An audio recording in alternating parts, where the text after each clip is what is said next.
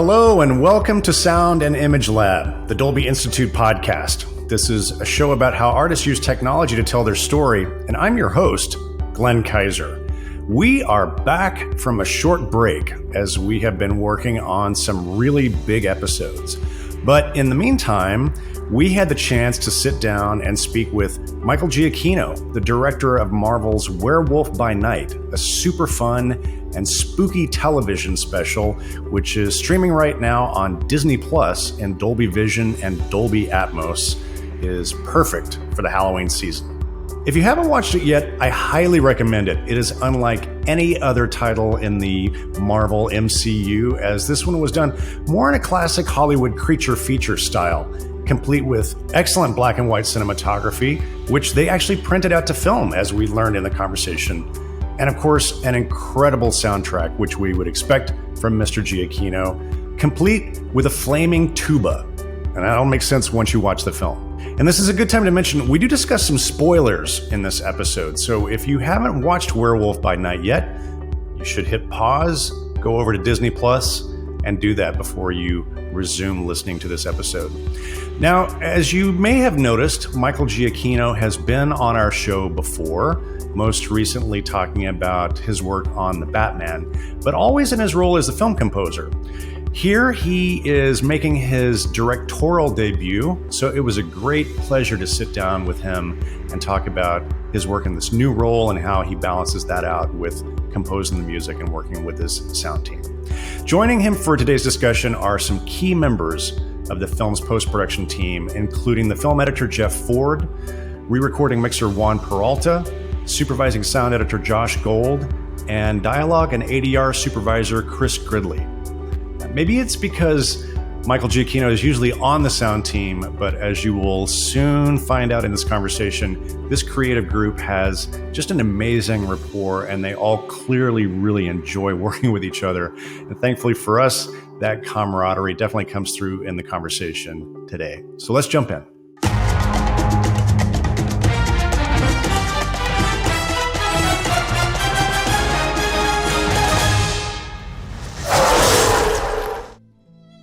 Gentlemen, welcome to the Dolby podcast. It's great to have you on to talk about Werewolf by Night. I really, I love this special presentation, I think we're calling it.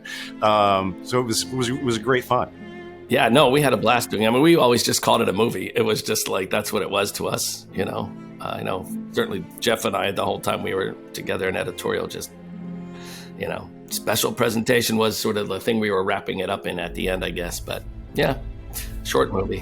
One of the things that we talk about quite a bit on this podcast with filmmakers and their teams is kind of the importance of the first 10 minutes and how you set mood and tone and you establish the rules of the road for the world that you're building and how you kind of get the audience accustomed to the way you're going to tell this particular story. So I love the opening of this. It just made me kind of giddy from the very first. Like, I love that, you know, we talk about I love the special presentation credit, which took me right back to like all those TV specials from the 70s and 80s that I grew up on. It just made me kind of, it just tickled me to start that way.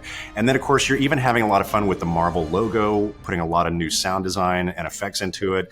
And then we go into the black and white titles and we start really the 1930s film noir kind of classic horror aspect of it. So Michael and Jeff, I would love for you to just kind of walk us through kind of how do you design that opening and sort of what you felt like you had to kind of impart to the audience in that first few minutes of the film. I mean, from my point of view, it was about just establishing from frame one that this is going to be different.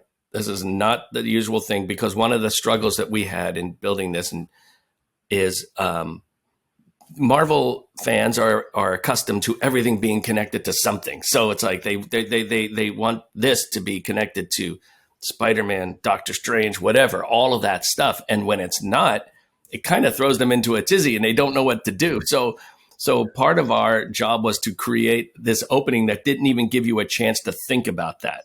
It was just kind of like one of those 1930s slap in the face sort of a things, like, come on, get yourself together. We're gonna watch something different. So the sooner we could establish that feel, the better. And because we had other versions of it, which I'll let Jeff talk about, and they just never passed muster.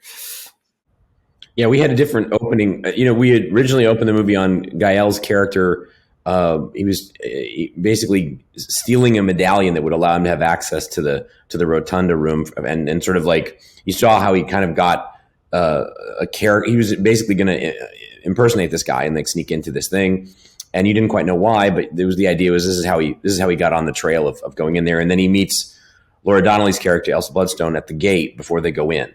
So those two scenes were the original opening of the movie, and we found that always liked the gate scene and thought it was really great, but what we found was that the more we could launch him in to the story, Gael's character into the story, and have like you not have a lot to hang on to, and you're looking at what he's doing, and you're looking at his behavior, and you're looking at what he's looking at on the walls, and you're looking at how he responds to things. So all of a sudden, you're actually paying attention to him even more.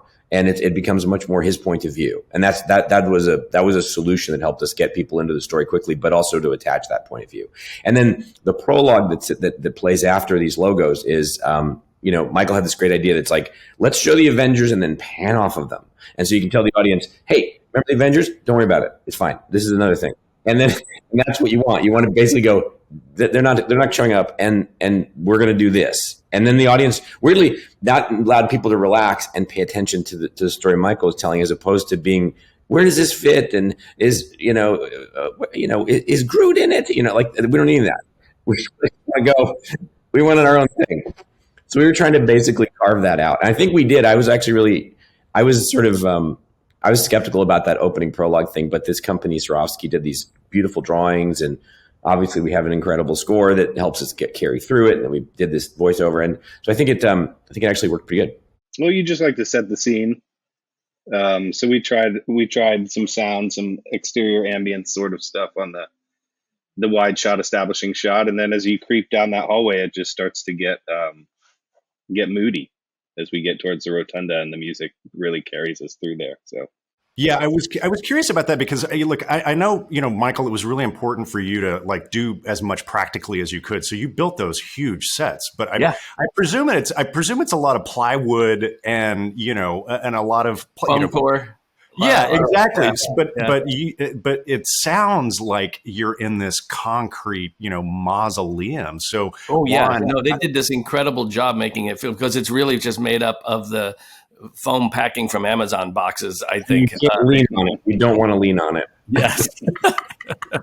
But also, I think, Juan, you can talk about the whole from mono to starting in mono and then widening it out as well. That's what I was going to say. Yeah, the just from the very beginning, once after the special presentation logo goes through, and that kind of gets you in the mood. You're like, whoa, this is different. This is old school. And then starting everything off mono, we started off with the music kind of mono, dialogue obviously mono. And then even during the Marvel logo, putting in those old 1930s like screeching screams with the claw scrapes on the logo itself, kind of tearing up the logo. All that stuff. It was just trying to set the mood of like, okay, this is completely different. This is completely old school. And so then what we ended up doing is starting off all mono as we go through into the wide shot. And then we start slowly opening it up, bringing in the score wider, even the dialogue starting to get more fuller, taking the futs off of it and everything. And now we're in the movie. So all that, it's just like one straight shot right into the movie and opens up. And then one thing that Michael Samanek did, which I thought was brilliant, was once we got into the rotunda, then the music opens up even just another step there. And now you're just in it. I went out on Twitter and I put out a call for some questions on social media, and there were some good ones that came in. So one of the questions that came in was from Rory Sherman, and Michael, this is for you. How did you separate being a director and a composer during the process? Were you thinking of score ideas when you were creating shots and working on the script? Yeah, for sure. Like you can't separate the two, because everything is, in my mind, is like I'm looking at a scene, and if I'm on set with an actor, I'm explaining the tempo of the scene. This is how I feel. And I could even snap out like a tempo and just say, this is how slow this is. This is how fast this is. in terms so they could have a sense of what that tone was going to be. I remember when Kirk, who played Jovan, the big, burly hunter, he was creeping towards the bushes where Man-Thing was hiding, and he was just kept going too fast. And I was like, no, here's the steps. It's slow. Everything is slow, and just, so that was very helpful. And I even had some music that I had written I was working on that was going to be in the movie itself thematically. And so I could play that for the actors as well and just have the sense of tone. So they'd be like, okay, get it immediately. It's like something weird about music. The moment you hear it, it puts you in a place, and so it was nice to have that. So, and that helped me sort of figure out tones on set the entire shoot. It was always in my head for sure. Right. Well, I had a follow-up question on this, which is like, Michael, what is it like? What usually when you're composing, you're working with the director, obviously, sometimes the film editor has pretty strong opinions about music and where music should go and how that should be.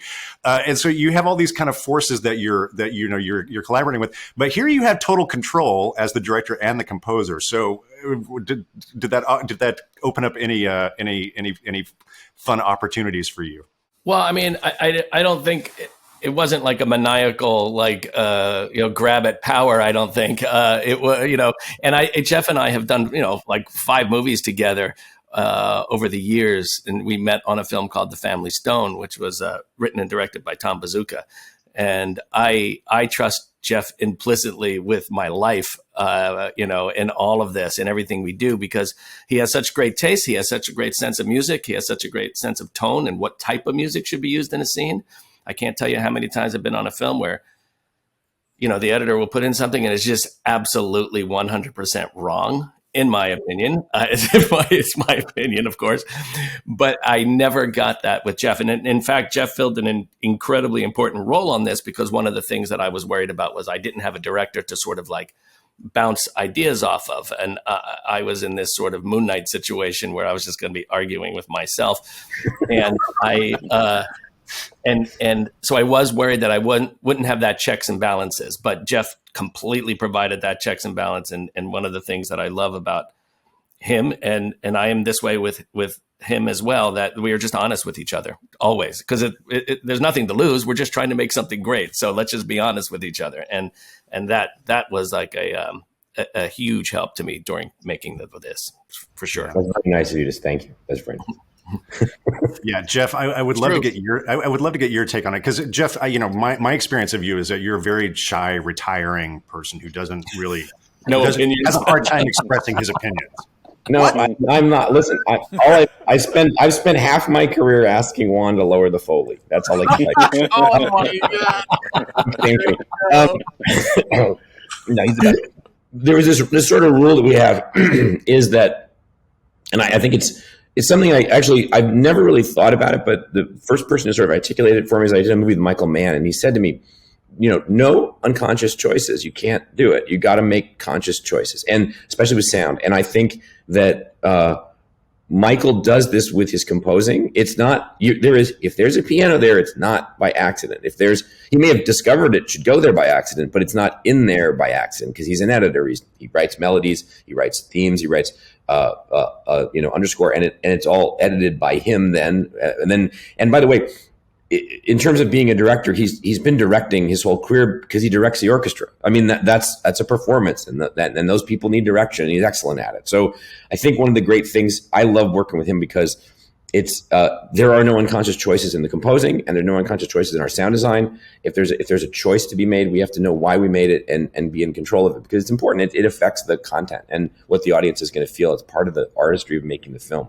So, I mean, that's sort of one of the things that I think we share. And it was amazing. He was my music editor, basically. So I was editing at his studio. So he was next door in his studio. I had a room, and then we send him cuts. He'd write, sometimes he'd write a score. Sometimes he'd make temp for me. But I had like the world's greatest music editor, because the guy's also going to deliver the score. So I'm getting original material. I'm getting, he's like, oh, look at this from Lost. And we put that in, and it's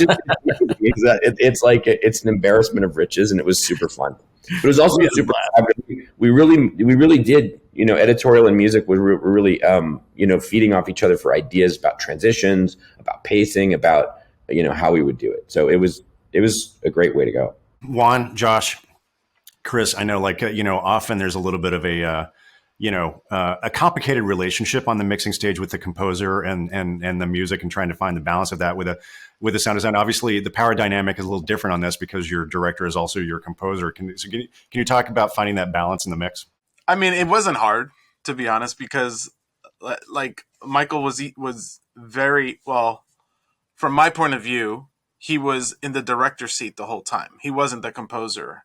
And he was only the composer whenever there was, maybe there's a music edit that could happen here. Or maybe we can change this one thing in the music. And then he would put on his composer hat and talk to the music editor, Steve Davis. They do that. They do the whole thing. Then he'd go back, sit down. Now he's a director again, So it felt pretty seamless to me. I didn't, it was, and of course, I've worked with Jeff for many, many movies and with Michael, actually. So it was more of a, we were just having fun on this stage.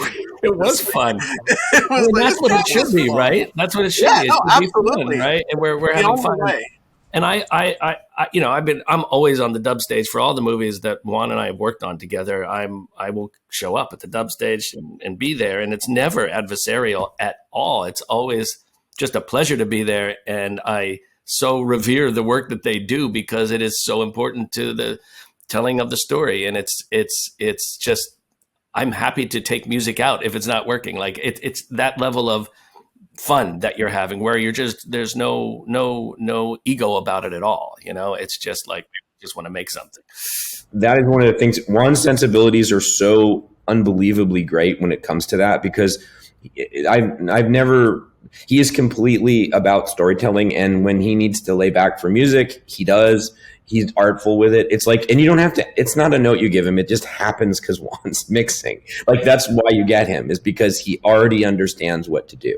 And that's one of the things that's such a pleasure working with him. And Michael Smanik too. It's like, these guys just know, it's like, it's like, I make this analogy a lot, but it's like playing in a band. It's like everybody kind of has the thing that they do, and they all kind of do it together, and you all respond off each other. And eventually it all kind of just feels like one thing. And it's not easy to get that if everybody isn't in the same zone and the same vibe creatively. And I've been in situations where someone on the team feels like they're the front man and everyone else needs to fall behind them. Right. And it's always a disaster. No, there's, we all have that. We all have that mix where we're like, wow. Yes. I'd have to say, it's never been one for me. So I'd have to say, from my perspective, it was one of the most equal playing field. Everybody was just pitching in ideas. It was collaborative. It was so fun and easy to work with everybody on this crew. And like you say, we were all putting in together to make the best film possible. And I think it was just, for me, it was a treat. It's been a while since I've had that much fun on a mix stage. That's good. Jeff, you brought up Michael Smanik.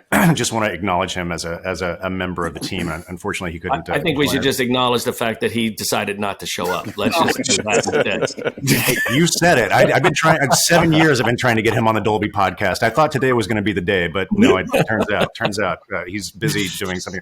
But Juan, I just want to make sure that we clarify. So, was Michael on dialogue and music, and you mix the effects? Exactly. That is correct. Yeah. Which is Michael and I have done a few movies together, and so we have that rapport of like, okay, this is your music film, and I'm going to step out of the way, or I need your effects. Here we go. So that helped a lot too. So for sure, yeah, you guys are a great team. So another question from Twitter. This came from Jacob Riley. Were there any sound effects from classic horror films that inspired Werewolf at Night that you guys wanted to pay homage to or dress up for a contemporary audience? Josh, I'll let you. I mean, we did the sort of scream, the classic screams in the intro. I mean, the maze, we had talked about doing a bunch of classic horror-ish-esque leaning weird sounds and winds and wind chimes and that sort of stuff. The creatures, we were sort of steering away from some of the classic werewolf stuff and trying to really connect it more towards the human side of of the character. So that, I would say, was it was less with the creatures. Yeah, I really love what you did with the werewolf, Josh. That was, I mean, it has all the teeth, but it's not what you've heard before. It's really, really a great fusion.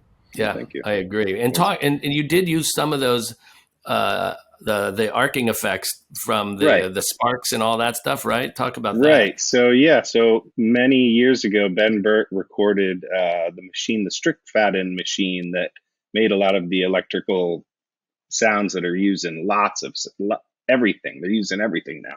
So we were able to go back to those original source recordings and use some of that for some of the electrical sounds and some of the magic and power sort of stuff. So that was fun. Thank you, Ben Burtt. We all should be thanking Ben Burtt. Yeah, I'm glad you teed that up. There's some specific sound design moments that I want to ask you about, and we did get a question on Twitter about the sound design of the Bloodstone and that whole effect and how you created that. So can you talk to us about that? The Bloodstone, I mean, to be honest, that was one that when we talked about it, and Michael talked about it in relationship to the music, and that sort of, for sound design, that's sort of like a terrifying concept when the composer, who's the director, who's the composer, is asking you for musical sounds to play with the orchestra. So that was a fun challenge. And so a lot of that stuff came together. You know, I'd roughed some things in, and some of it was working, some of it wasn't working. And so a lot of that came together during the mix. I used a bowed glass recording was sort of the source. And then tried to follow the image, which was evolving as we worked through the mix, and the music and I sort of did a performance with the sampler to try to give it a little shimmer and a shimmy to go along with, to match the picture. We had we had to try to tune it to the music, and since it's not a pure tone, it sort of rubs up against the music sometimes, but I think because it's an evil, maybe not evil, but it's a powerful stone. It was okay, and it helped us hear it that way. Yeah, it gave it a spooky atmosphere, which was really cool because it was just almost in line with what was happening musically, but just enough out to be like something's off. So, right, for sure. And then there was an idea to have it kind of become more pleasant or soothing at the end when we transitioned back to color, but the music did everything there. The music was all we needed there with the all you need is Judy song near and dear to my heart as from Kansas. That song took us out of the movie, so that was nice. That's great. Another scene, another thing that kind of really stood out to me was the sound design of Ulysses' vocals when he gets, when you crank open the coffin and he is delivering the big speech. So can you tell us a little bit about how you approached the vocals in that moment? Yeah, so that one, it all evolved basically on the stage. It was one of those things, hey, let's get him so he sounds as if he is a recording. And so I was on the stage and it's like, oh, cool. I get to do some fun treatment. And so I put on the headphones and was under the headphones. And most of it is in relations to, I forget the butler's name. He's cranking away on the wheel. And so I paced it with that timing, with basically using pitch shifting and a flanging plug-in, and just kind of morphed it from there. And then we all sat around and determined what words shouldn't be treated, which words should be treated. And it was an evolving process. But the thing that was just absolutely fun for me is actually it flew on the first try. So, usually I'm waiting for, okay, that kind of worked, but let's try something else. But Michael and Jeff both just like, yeah, that's it, right on. So I just kind of kept working it. And then I feed it a little bit more treatment as we were going through it. But, and then we kind of pulled some stuff out every now and then, and finished product, I think, works really well. He's such a great character. I just love him. Yeah. Too. Well, you gave him a voice. You made him a real character by doing that with his voice. That really set him up as this Looney Tunes guy who is just like, converted himself into a Disneyland animatronic at his own funeral. So, but I don't know that would have landed as well as it did without the work on that voice, which I thought it was so cool and it sounded so neat. And I remember, you're right, the first time we heard it, we were just like, yes, that is so cool. Can we do it a little bit more? Yeah. We were always trying to solve the problem of like, people are like, they saw him cranking it, but it's like, is he really driving that? And like, how do we know? And we couldn't play the cranking too loud because he's talking. And then when we did this, all of a sudden it was like, oh, now I get it. He's driving, Juan's driving the whole thing with the crank. And it was so funny. It was great.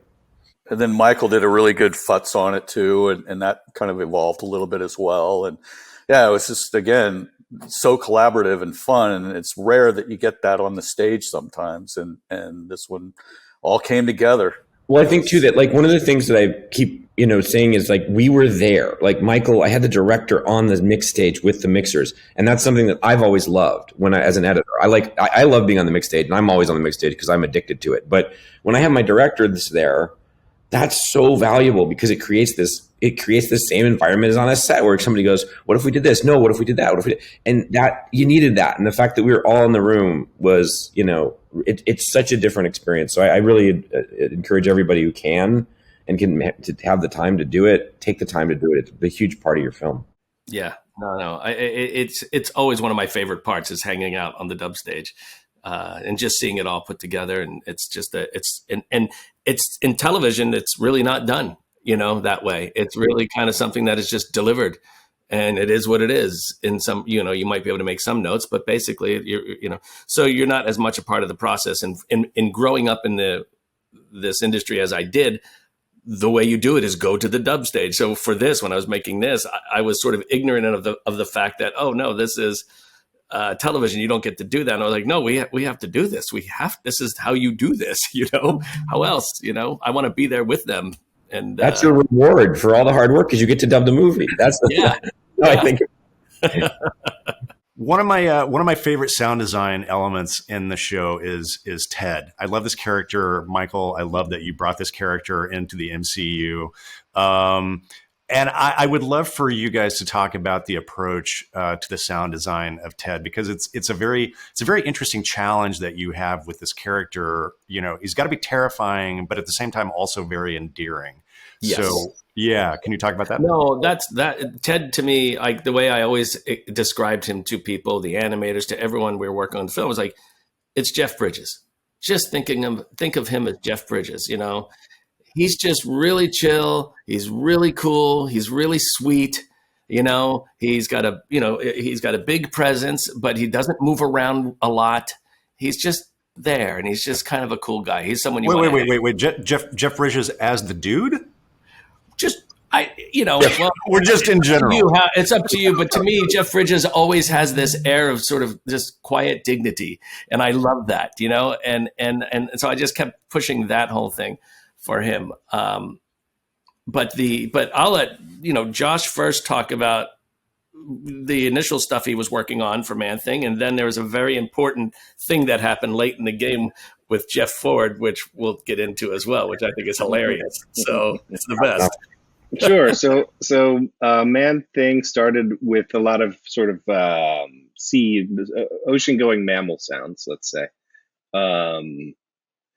So all that sort of grunty material, and it was always really important to keep it human. So we were always talking about having it syllabic, and there was a conversation. It wasn't just like grunts. I mean, he was saying things. There's language there.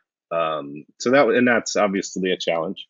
But we did a bunch of back and forth, and once everybody was up in the tech building, we were able to get in the same room and play things and try different things. And then, there was some magical sauce that came in at the last minute that we'll let Jeff talk about. But I was just set this up because Jeff and I were having a conversation, and we were talking with Josh, and we were just like, there's still something that's conversational that I feel like it's missing, something that feels conversational in some of these areas. And Jeff was just like, all right, leave the room, leave the room. I'm like, what do you mean leave the room? He goes, just leave the room. I'm going to do something and I don't want you to watch me. I was just like, wait, really? I can't. He goes, get out, leave the room. So I was like, okay. So I left the room, I shut the door, and I went back to the stage for a while. And now, Jeff, go ahead. Well, Josh's stuff is most of what's in the picture. We just were struggling with this idea that Jack could understand Ted, and that he could like read syllabic structures and go, oh, that's what and because they have a conversation at the end of the movie. So I decided, let me just try something, which was I'm going to improvise against Gael, what Gael's saying. I'm going to improvise what actually would be said. Like literally, I'm going to respond, but I'm going to respond in a sort of, I was sort of just picturing him as like, again, like it's like in a very casual way, but responding. And then I just pitched it so far down that it was almost just noises. And it ended up creating a little bit of a sing-song back and forth between the two guys that we were missing.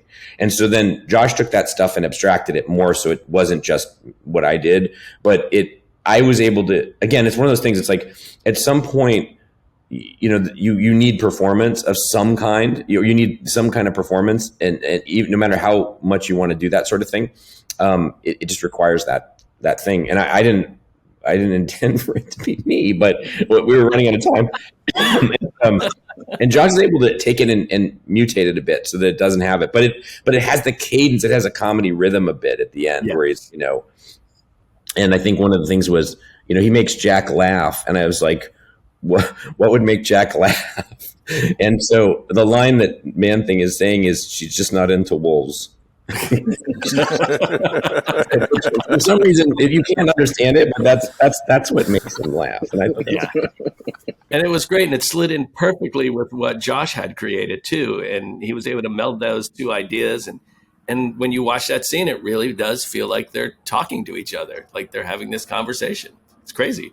That's amazing. So, Jeff, do you get SAG residuals now because of that? No, I signed my life away. I don't have them, but I'm in a bunch of these things. I've been never had a dinner, as that guy said. You're in the credits, so I am in the credits. No, it's all good. I feel honored to be part of that. So it's actually pretty cool. That's great. You guys touched on this earlier, but I'd love to dig into the sequence a little bit more. The werewolf transformation. I love that. It would have been so easy to have a big CGI moment and do the transformation on camera, but you went in a very different direction. And I'd love, Michael, for you to talk about kind of your approach to designing that sequence, and then what that kind of challenged, Josh, you on the sound design side. The transformation for me was one of the first things, obviously, I was thinking of, because I'm working on a werewolf movie, and I was like, how am I going to do this in a way that is unique and different from everything we've seen? We've seen every great transformation known to man. It's already been done in so many wonderful ways.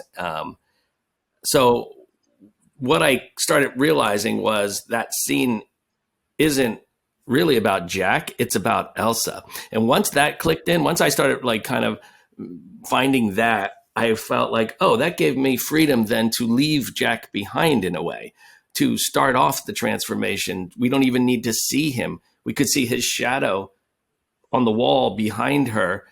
And it seems like that's the focus at first, but the camera just keeps pushing in. And at some point, we just lose sight of Jack almost altogether, and we're just on Elsa, because this is her big moment.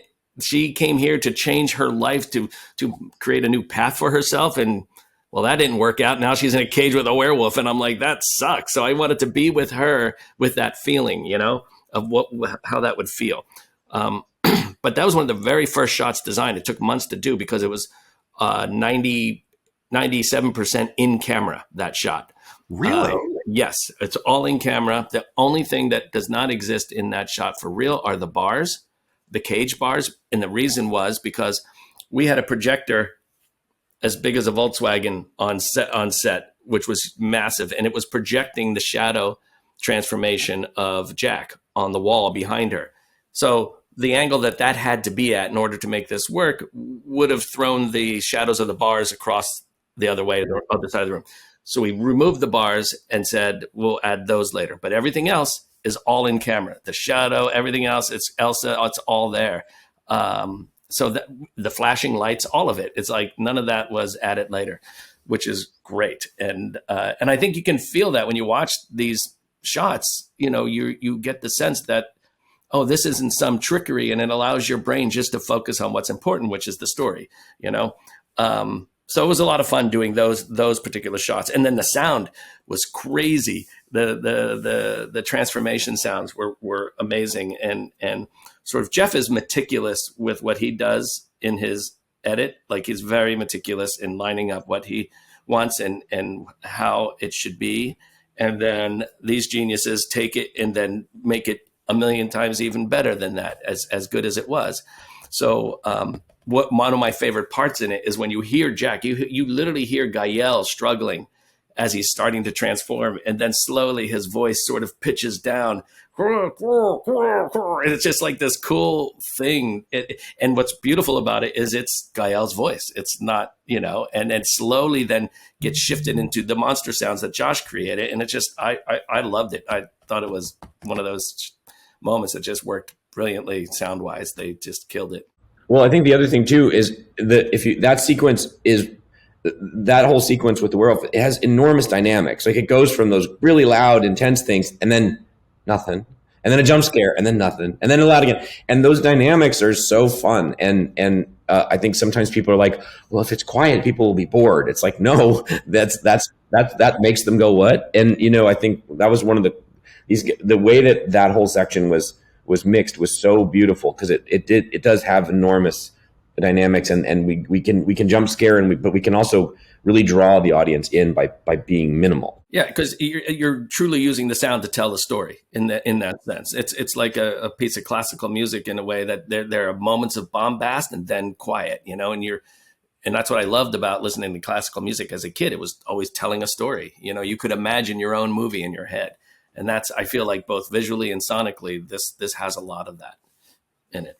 Well, and having the image of the transformation be the shadow really lets the audience create that in their head, just like you're saying. It really is in your imagination. And I love that about the sequence. That's why everyone always is like, the book was better than the movie, because when they read the book, they imagined the greatest movie ever, and you can't compete with your mind. And I feel like so many times these days we spoon feed the audience everything, not allowing their brain to do the work that if it did, the experience would be a million times better. So, I think we were really banking on, part of it because we had to, we had to make this thing in a box, but we relied on some of those old tricks, which has just allowed your brain to fill in the gaps. Another question from Twitter. This is from one of our old friends, Max Smith. He wrote in. I wanted to include this question because, as a former tuba player myself, I was deeply in love.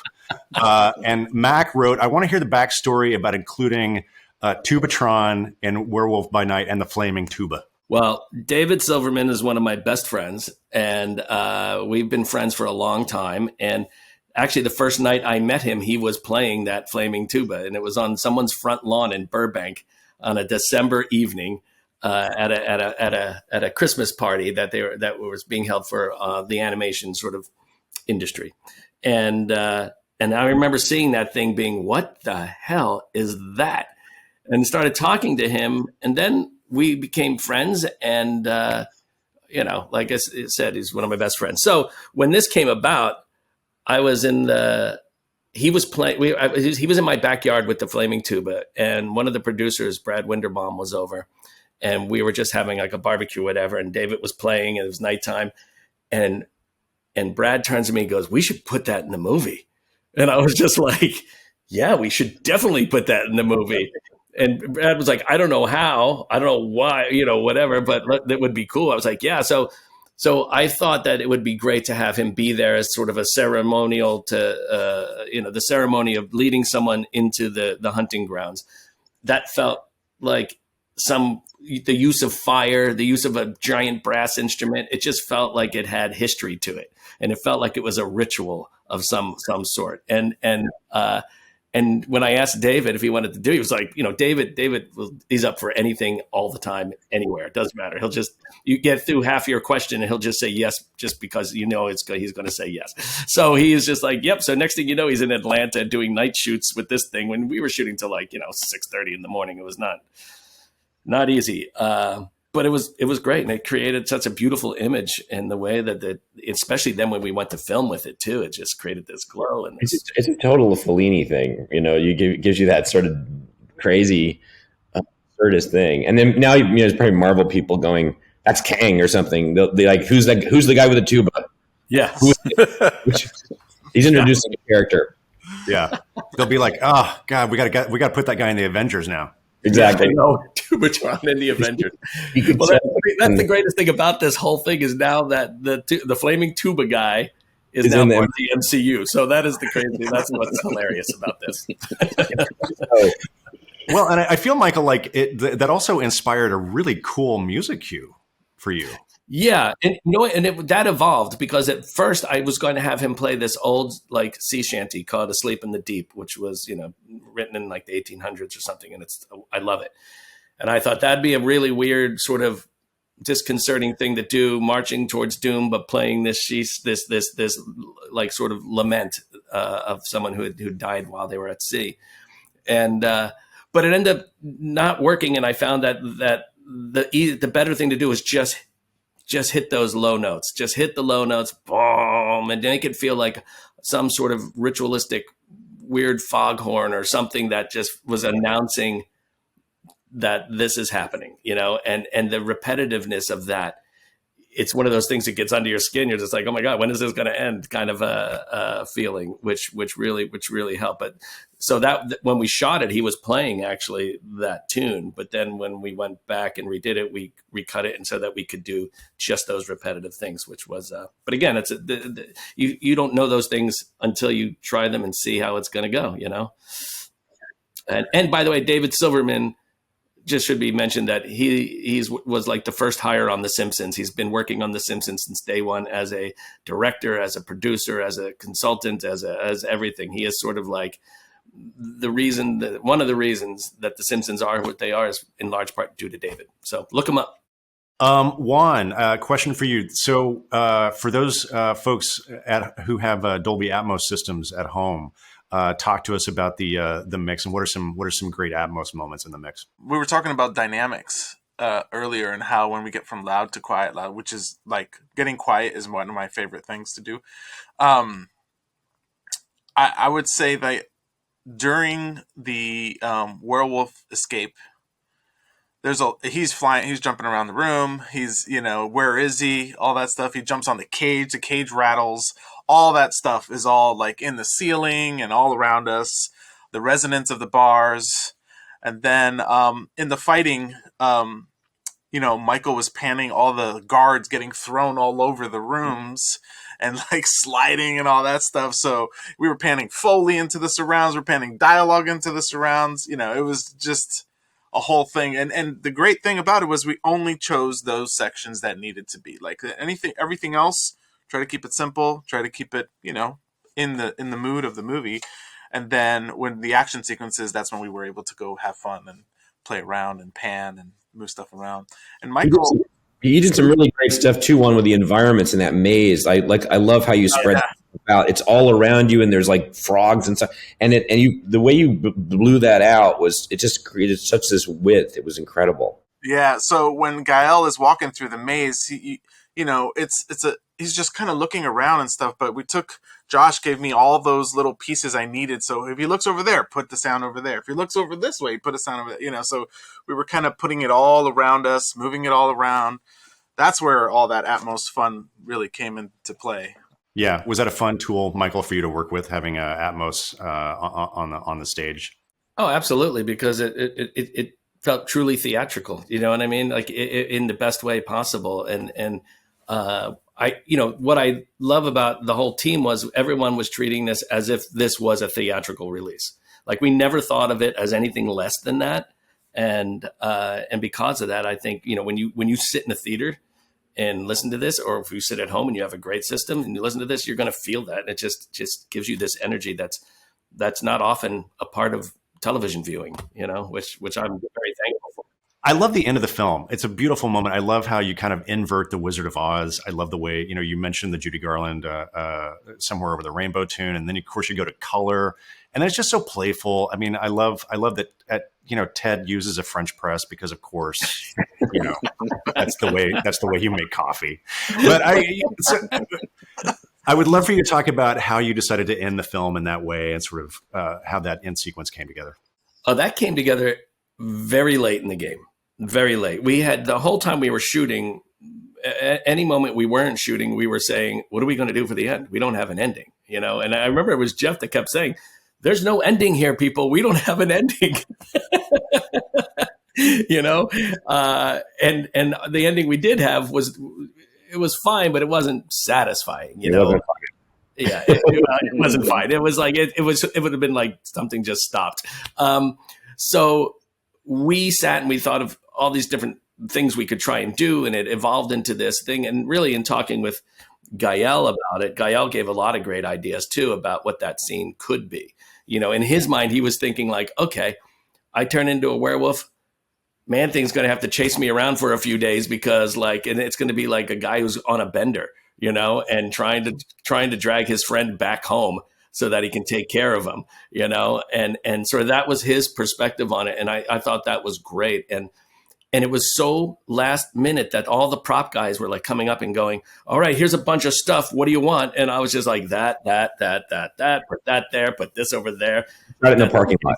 Yeah, put the payphone over there, like all this weird stuff. And they're like, okay, putting it all, and it was literally a very quick. And we went scouting the day before for that thing, I forget, that's literally behind, it's on a small little run of grass at Trillis Studios behind one of the sound stages. It's like if you looked just a hair to the right, there'd be a giant building with a bunch of cars and a bunch of people standing around. But the way we were able to frame it, it made it feel like it was out in the middle of nowhere.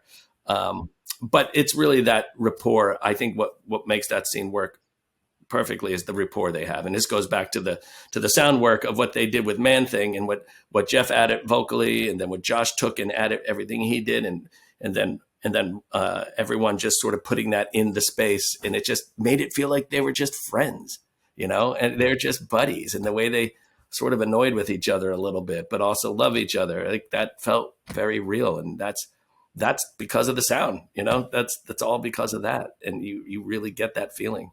Well, guys, that's all the questions that I had for you. Any other points you want to get across before we wrap up? I just want to say before you go, Chris, I just want to say Michael Semanek isn't here. I just want to say that. Sorry, Chris, go for it. I actually have a question. Oh, you guys made a film print. I never got to see the film print.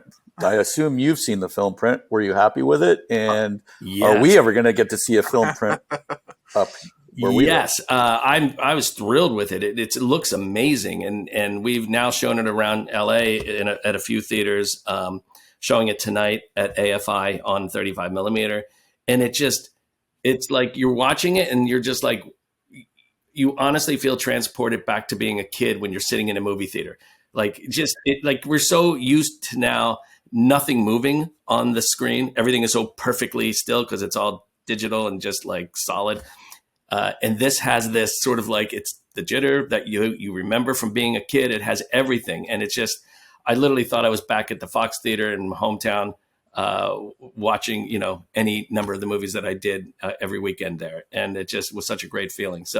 But very important question. Did you make sure that you lined up the reel breaks so that you get to keep the changeover marks that you put into the film? Those are all real. Yeah. They're actually real. The real changes, when we first did them, of course, they were for us to do as for fun, but they were nerd in, things, but they actually became useful because when we went out to film, then you had to have them. So, and it's great to see them. It's really great to see those things. That's the other thing. When you're sitting there, you're just like, oh man, this is so fun. And I loved how many people called those out, Yeah, everyone noticed those. Yeah. And not only that, Glenn, talk about going back in time. We had to created an Atmos print master, we created a 7.1, we created a 5.1, then we had to do a Disney Plus spec for Atmos and a Disney Plus for 5.1, and then we had to do a film print. So dust off the old Dolby equipment, get the Dolby guy in. We're literally like, "Is this thing gonna work? I think so. We'll try it." And yeah. And was it Dan Sperry? And was he sitting in the back of the stage with his arms folded over his chest, going, "That's not going to go to optical"? Pretty much. I mean, it was we had to be. It was like total old school, like making sure you're not over, making sure you're staying within the limits, and it was interesting. Very interesting. When mixers actually had to, keep some headroom, like be contained about the whole thing. That's great. I'd love to see that film print. That sounds amazing. Yeah. No, it's great. It exists. We have it. We can set up screenings. We can do it. I can show it at the Dolby offices, wherever. We will set that up. Believe me. All right. Absolutely. Gentlemen, thank you so much for taking the time to talk about Werewolf by Night. Again, I love this. I love the movie. It's so much fun. And I'll just say, Michael, like the interview, this is your second appearance on the Dolby podcast this year. But in my conversations with you, it just seems like everybody's having so damn much fun every time they work with you. It just seems like you have a great sense of fun and playfulness on your sets and with your crews. So yeah, I mean, look, what we do is hard enough already. To not also enjoy it at the same time is sort of like, why would you do that? So we do this because we love it. Like nobody does this because they have to do it. Although some people in this business do, and that's miserable. But I think the people on that you see here, we love this so much, and that should come through. And I think it does. I think you see that fun in the end result of what we deliver. So if it's not fun, who wants to do it? Not me. Michael, Jeff, Juan, Josh, Chris, thanks for joining us today to talk about the show. It was a real pleasure. All right. Thank you. Thank you. Thank you all. Thank you to Michael, Jeff, Juan, Josh, and Chris for joining us today. And thank you to our friends at Marvel and Disney for helping us put this episode together. As you can imagine, it's always difficult to wrangle everybody's schedules, but it was great to have everybody on the show.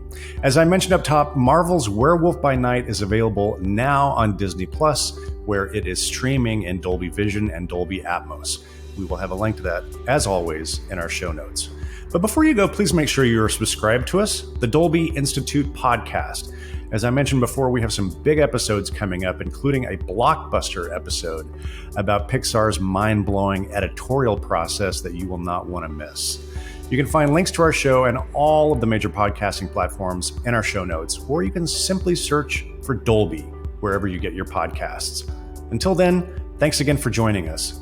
This is Sound and Image Lab, brought to you by the Dolby Institute. I'm your host, Glenn Kaiser. Our producer and editor is Michael Coleman.